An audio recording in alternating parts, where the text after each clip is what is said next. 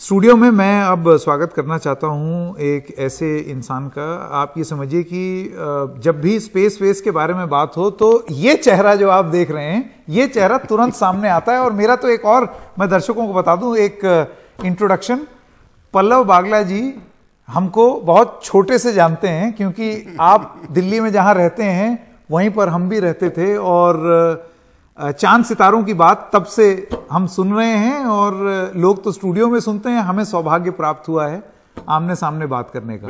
बहुत बहुत धन्यवाद पल्लव बागला जी हमारे साथ जुड़ने के लिए। आपके संग जुड़ने में बहुत अच्छा लगा। दर्शकों को एक एक करके अगर हम समझाएं कि आज क्या हुआ है, आगे क्या होगा, कब कैसे होगा, ताकि ये जो खुशी हो रही है लोगों को, 1.9 मिलियन लाइव व्यूज, मतलब पूरा देश ये देख रहा है और इंटरेस्टेड है इसमें।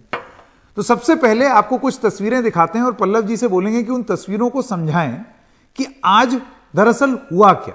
तो पल्लव जी ये तस्वीरें हैं स्क्रीन पर, क्या हुआ आज जो आपने देखा वो कई सालों का एक तपस्या है इसरो के वैज्ञानिकों की। 2019 के बाद जब फेलियर हुआ था विक्रम लैंडर का चंद्रयान 2 में, उसको सुलझाया उन्होंने और लॉन्च व्हीकल मार्क 3 से उसको आज श्रीहरिकोटा से धरती की कक्षा में प्रक्षेपित किया। ये एक बड़ा मुश्किल काम होता है, क्योंकि धरती की ग्रेविटी से छोड़ के उसको ऊपर पहुंचाना ये बड़ा ही एक मुश्किल काम होता है, और सबसे ज्यादा फेलियर इसी फेज में होते हैं। तो आज का काम जो है वो मुश्किल था, लेकिन लॉन्च व्हीकल मार्क 3, जिसको कि मैं बाहुबली रॉकेट बोलता हूं, जो आपको दिख रहा है तस्वीरों में, ये बाहुबली, इसको बाहुबली बोलता हूं। तो ये बाहुबली रॉकेट जो है एकदम सक्षम तरीके से इसने आज 100% ये जो हम तस्वीरें अभी थोड़ी देर पहले देख रहे थे, ये रॉकेट है, ये बाहुबली रॉकेट ऊपर गया, उसके बाद फिर ये जो अर्थ की जो ग्रेविटी है उसको चीरते हुए इसने चंद्रयान को अब ऐसे ऑर्बिट में, अब वो घूमता रहेगा। अब वो धरती की कक्षा में घूम रहा है। एक इलिप्टिकल ऑर्बिट है, थोड़ा धरती के पास आता है और फिर थोड़ा दूर जाता है। चलिए ये हो गया, ये जो आप समझा रहे हैं ये है सेकंड फेज। आइए वो तस्वीरें स्क्रीन पर डालते हैं ताकि लोगों को समझ में आए। अब आपको समझ में आया, पल्लव जी ने बताया कि ये रॉकेट उड़ा, और ये जो आप देख रहे हैं उसके बाद वो आज का जो काम हुआ है कि हमने ये पा लिया है जो अभी हो रहा है। इसी जगह धरती के ब्लू प्लैनेट जो दिख रहा है, इसके चारों बगल उसने छोड़ दिया है। तो वो ऐसे गोल गोल घूमता रहेगा। अब चंद्रयान अपनी दम पे चांद की तरफ रवाना हो चुका है। और इसके आगे वो प्रोपल्शन मॉड्यूल। अब आइए सेकंड फुटेज आपको दिखाते हैं, सिर्फ और सिर्फ सेकंड सेट। ये जो आप स्क्रीन पर देख रहे हैं ये वो फुटेज है कि किस तरीके से चंद्रयान जो है वो गोल गोल धरती के इर्द गिर्द घूम रहा है। ये जो दिख रहे हैं आपको, ये धरती के करीब घूम रहा है। इसको कई दिनों तक धरती के चक्कर लगाएगा, इसकी ऑर्बिट को बढ़ाया जाएगा, लंबा करा जाएगा, और फिर मतलब अंडे की तरह गोल नहीं होगा, ऐसे ऐसे लंबा होता रहेगा। करेंगे। और एक दिन जरा सा धक्का देके इसको चांद की तरफ भेज देंगे सीधा। और अगर इसमें है, अगर धक्का दे दो तो चांद की तरफ, अगर मंगल की तरफ भेजना है तो उधर धक्का दे दीजिए तो मंगल चला जाएगा। ये पल्लव जी आप अगर समझाएं, ये कुछ उस तरीके से है जैसे आप गुलेल को पीछे खींच के यूं छोड़ते हैं। बिल्कुल। हम आपके पास अगर बड़ा रॉकेट हो, बाहुबली का भी बड़ा भाई, तो आप सीधा भेज सकते हो, सीधा चांद पे चला जाएगा वो। लेकिन आपके पास इसमें इंसान तो है नहीं, रोबोट है, छोटा रॉकेट है, तो क्या करोगे? जब आपके पास ऑटो रिक्शा होगा तो आप ऑटो रिक्शा को इस्तेमाल करके अपनी निश्चित जगह पहुंचना है आपको, तो उसको ऊबर की तरह इस्तेमाल करिए और पहुंच जाइए। उसी तरह से आपने लॉन्च व्हीकल मार्क 3 से इसको धरती की कक्षा में पहुंचाया, फिर धरती के ग्रेविटी को यूज करके आप चांद की तरफ जाएंगे। वही गुलेल की तरीके से खींचा और आगे बढ़ा दिया इसको हर बारी कर करके। तो ये काम जो है बोलने में आसान है, लेकिन बहुत गहरी मैथमेटिक्स है इसमें, और जरा सी भी गलती हो जाए तो फेल हो जाता है। तो जो अभी पल्लव जी बता रहे हैं हो क्या रहा है, ये चंद्रयान पहुंच गया, धरती के इर्द गिर्द घूम रहा है। अब धरती की जो ग्रेविटी है उसकी वजह से वो ऐसे ऐसे घूम रहा है, लेकिन धीरे धीरे इसको धरती की ग्रेविटी से वापस आएगा और फिर इसको ऊपर की ओर, तो ये रिंग लंबी होती जाएगी। मतलब वो एक दिशा में धरती से और दूर धीरे धीरे जाता रहेगा। ठीक है, यही ये रिंग बन रही है। और फिर अब आते हैं तीसरे सेट पर, वो आपको स्क्रीन पर दिखाते हैं। ये धीरे धीरे करते करते फिर चांद के ऑर्बिट में आ जाएगा। फिर देखिए वहां घूमेगा। चांद की गिरफ्त में आना बड़ा मुश्किल काम होता है। आपने भेजा, अगर चांद की ग्रेविटी में कैच करने की उसकी वेलोसिटी से ज्यादा हुई तो वो टच करके बाहर चला जाएगा और फ्लाई बाय मिशन बन जाएगा। इतनी वेलोसिटी होनी चाहिए कि चांद उसको अपने गिरफ्त में ले ले और मोहब्बत से अपने पास बुला ले और अंदर घूमने लगे चांद के चारों बगल। और ये सब कैलकुलेशन होती कैलकुलेशन तो होती है, लेकिन बहुत मुश्किल जटिल काम है। प्रिसीजन चाहिए, बहुत प्रिसीजन चाहिए। ये इसरो ने इसकी बहुत सटीक तरीके से उन्होंने तैयारी कर रखी है। ये पहले भी किया है हमने। ये यहां तक तो मुझे उम्मीद है कि बहुत कर ही लेंगे वो लोग, क्योंकि ये कर चुके हैं हम। और एक बारी जब चांद की गिरफ्त में आ जाए, जब चांद की मोहब्बत में आ जाए, उसके बाद जैसे हमने धरती पे उसकी कक्षा को बड़ा किया था, अब वो लंबी कक्षा से उसको छोटा करेंगे, छोटा करा जाएगा। तो धीरे धीरे करके। और यहां पर आते हैं हम स्टेज नंबर 4, जहां पर चंद्रयान 2 फेल हुआ था। इसके बाद ये है स्टेज नंबर 4 जी। इसके बाद गोल गोल करके जब वो आ जाएगा 100 किलोमीटर की ऑर्बिट पे ले आएंगे, सर्कुलर ऑर्बिट में।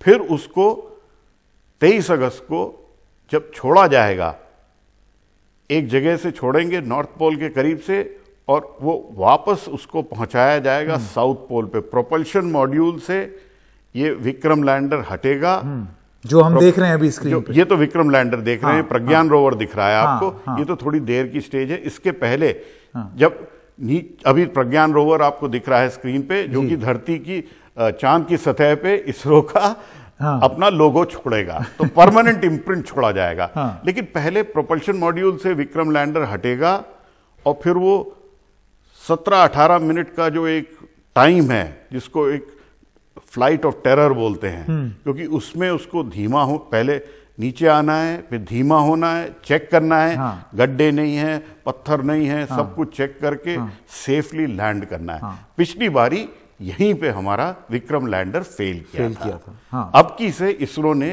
बहुत सबक सीखे हैं। पिछली बारी विक्रम लैंडर में 5 इंजन थे, बनाया विक्रम लैंडर 4 इंजन के साथ गया था। किसी ने बड़ी हिम्मत करके उसमें एक लास्ट में 5वां इंजन और लगा दिया, उसके कारण सारा उसका खेल बदल गया और विक्रम लैंडर लास्ट में फेल हो गया। अब की से वो 5वां इंजन हट गया है, 4 इंजन हैं और उसकी टेस्टिंग बहुत जबरदस्त तरीके से की गई है। धरती पे खूब टेस्ट हुआ, सिमुलेशन जिसको कहते हैं, टेस्ट हुआ। एक सतह बनाई गई थी जो कि चांद की सतह दिखती है, और उसके ऊपर से उसको सिमुलेशन करके टेस्ट किया और उसके बाद उसको अब भेजा गया है।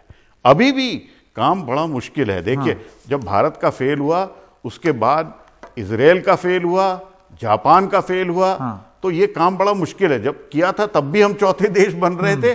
आज भी अगर अगस्त में सक्सेसफुल हुआ तो चौथे ही देश बनेंगे। बिल्कुल। और लेकिन जब विक्रम लैंडर लैंड कर जाएगा, तब उसमें से प्रज्ञान रोवर बाहर निकलेगा, और ये करा जाएगा चांद के सवेरे पे। चांद का जो दिन है वो 14 दिन का होता है, धरती के 14 दिन का। 14 दिन सवेरा रहता है, 14 दिन अंधेरे रहते हैं। तो 14 दिन का जो डॉन होगा, उसमें इसको उतारा जाएगा, क्योंकि ये सोलर पावर है, ताकि सूर्य की ऊर्जा इस्तेमाल करके वो अपना काम करे जो उसको काम करना है। ये आपने बड़ी अहमियत वाली बात बताई। अब ये समझते हैं, जो आपने यहाँ मास्टर क्लास ली है वो मैं कितना समझ पाया हूं मैं आपको बताऊंगा, आप मुझे बताइएगा मैं ठीक से समझ पाया है। अरे संकेत, आपके संकेत बड़े नहीं। सबसे पहले वो आज की स्टेज है, ये रॉकेट उड़ा, रॉकेट ने उसको पृथ्वी की कक्षा में ले आया, अब वो वहां गोल गोल घूम रहा है। उसके बाद जैसे कि गुलेल होता है, वो स्लिंग शॉट की तरह ये ऐसे ऐसे करके वो ऑर्बिट से और दूर जाता रहेगा, और ये प्रक्रिया कुछ समय लेगी। फिर धीरे धीरे वो जैसे पृथ्वी से दूर जा रहा है, तो एक उसको इशारा दिया जाएगा कि अब मून की ऑर्बिट में चले जाओ, अब आप चलो चांद की तरफ चलो, चांद को छुओ। तो फिर वो धीरे धीरे चांद, और जो जैसे धरती से दूर गया वो गोल गोल घूम के चांद के पास आएगा, और लास्ट में वो धीरे धीरे करके नीचे आएगा, चेक करेगा कि मैं जहां लैंड कर रहा हूं वहां गड्ढे वड्ढे तो नहीं है, और फिर वहां पर सॉफ्ट लैंडिंग होनी है। बिल्कुल, और फिर लैंडिंग बहुत जरूरी है। फिर और यहीं पर चंद्रयान 2 फेल किया था। फिर वो खुलेगा, उसके अंदर से प्रज्ञान रोवर निकलेगा, वो जाकर के फिर अपना डेटा जो भी है 14 दिन, क्योंकि वो बिजली से चलता है, वो 14 दिन में, सूर्योदय से तो वो वहां से अपनी इंफॉर्मेशन जो भी लेगा वो पृथ्वी भेजेगा और एक अमिट छाप छोड़ेगा इसरो की। बिल्कुल। देखिए, इसमें एक और समझने की बात है संकेत। जब प्रज्ञान रोवर निकलेगा, प्रज्ञान रोवर विक्रम लैंडर की तस्वीर लेगा और विक्रम लैंडर प्रज्ञान रोवर की तस्वीर लेगा, और दोनों पे भारत के झंडे की छाप है। तो चांद की सतह से अगस्त में अगर सब कुछ सही हुआ तो पहली बार चांद की सतह से सेल्फी आएंगी, हिंदुस्तान की अपनी ली हुई सेल्फी वो दिखेंगी, और उसके बाद कार्यक्रम शुरू होगा जो वैज्ञानिक कार्यक्रम है। एक और चीज समझने की जरूरत है संकेत, बाकी सब देश जो गए हैं आज तक चांद की सतह पे सॉफ्ट लैंडिंग की है, सबने इक्वेटोरियल रीजन ऑफ मून पे किया है। हिंदुस्तान ने इसको साउथ पोल की तरफ किया है, और उसका एक कारण है, वो अनएक्सप्लोर्ड एरिया है, तो नई चीज मिलेगी। और दूसरा, 2008 में जब चंद्रयान 1 हुआ था, उसमें से एक मून इंपैक्ट प्रोब निकला था, और वो उसी साउथ पोल रीजन में लैंड किया था। बहुत खूब। तो 2008 में भारत ने अपना झंडा चांद की सतह पे पहुंचा दिया था। अब उसको नेक्स्ट लेवल पर लेके उसको नेक्स्ट लेवल पे ले जा रहे हैं। और एक और छोटी सी चीज ऐड करता हूं 1 मिनट में। ये जो एरिया है, पहले 500 बाय 500 मीटर का एरिया था, इसको बढ़ा करके करीब 10 स्क्वायर किलोमीटर का एरिया है जिसमें लैंडिंग होगी। अब उसको मैंने, जैसे मंगलयान के टाइम पे हुआ और टाइम पे हुआ, उस एरिया का मैंने एक नाम दिया है। उसका नाम मैंने दिया है कलाम विहार। वो 10 स्क्वायर किलोमीटर का साउथ पोल रीजन का एरिया है, क्योंकि जब मून इंपैक्ट प्रोब बना था चंद्रयान 1 में, वो भारत के पूर्व प्रेसिडेंट एपीजे अब्दुल कलाम ने कहा था कि अगर आप चांद पे जा रहे हो तो चांद की सतह पे झंडा जरूर लगाओ। और देखिए, उनका सोच बहुत बड़ी थी। अभी प्रेसिडेंट बाइडेन और प्राइम मिनिस्टर मोदी ने आर्टिमिस अकॉर्ड साइन किया। आर्टिमिस अकॉर्ड में कहीं ना कहीं आने वाले टाइम में चांद पे मालिकियत की बात आएगी। बिल्कुल। और वो आएगी तो भारत है। झंडा गाड़ने की बात उन्होंने झंडा गाड़ने की बात इसलिए कही थी उन्होंने। बहुत अहम बात। और अंत में बस यही कहेंगे, बहुत बहुत धन्यवाद अच्छे से समझाने के लिए। और एक बार स्क्रीन पर फिर से वो दिखा देते हैं जिससे हमने कार्यक्रम शुरू किया था, जब हमने लिख करके बताया था कि हम और पूरा देश ये चाहता है और ये मानता है कि ये जो चंद्रयान 3 है ये जाके चांद छू लेगा। तो जाओ छू लो चांद।